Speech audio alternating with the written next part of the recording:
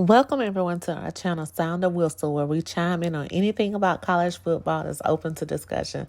So if you stumbled upon our channel, thank you. And if you like our content, go ahead and give us a like.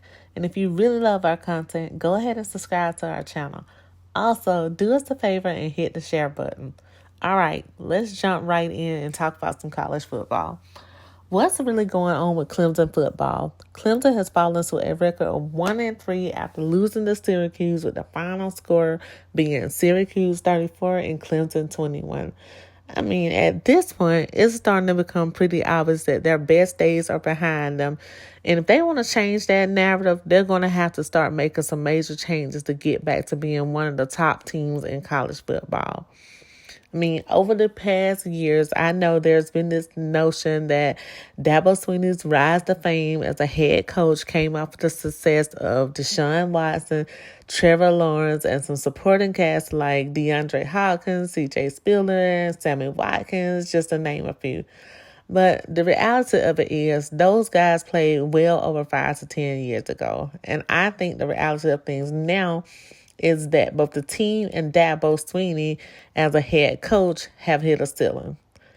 My opinion is that Clemson got consistent with winning the ACC championship almost every year.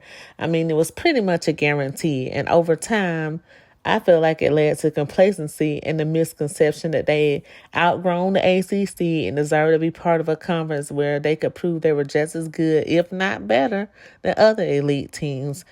And to me, they were living in a false bubble. Like, they lived in that false bubble thinking, okay, we're at the top, we're this. And not to take anything away from them because they had proven that. But I think they were in that bubble and they just got stuck in that bubble. And then when NIL and transfer portal came along, that bubble burst. So, instead of adapting and, we know that Dabo is not a fan of the transfer portal, and that's understandable. It has its pros and cons, but instead of adapting and understanding that, you got to really utilize it in the best way that will possibly strengthen your team, or you're going to get left behind and start falling into oblivion. And that comes back to what I was saying earlier about Dabo as a head coach hitting a ceiling.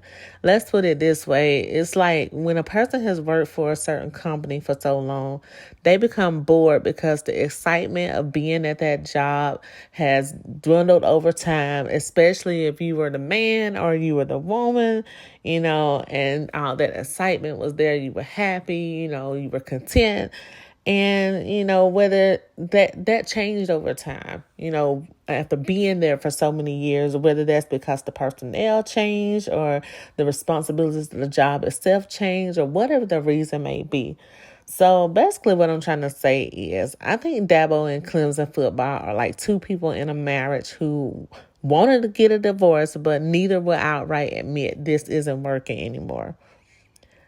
Is it time for Dabo and Clemson to part ways? I mean, the outcome of the game against Syracuse has many people answering yes to that question. But if that happens, then the rebuild and massive overhaul begins, which means the possibility of several years of, we're still trying to figure it out.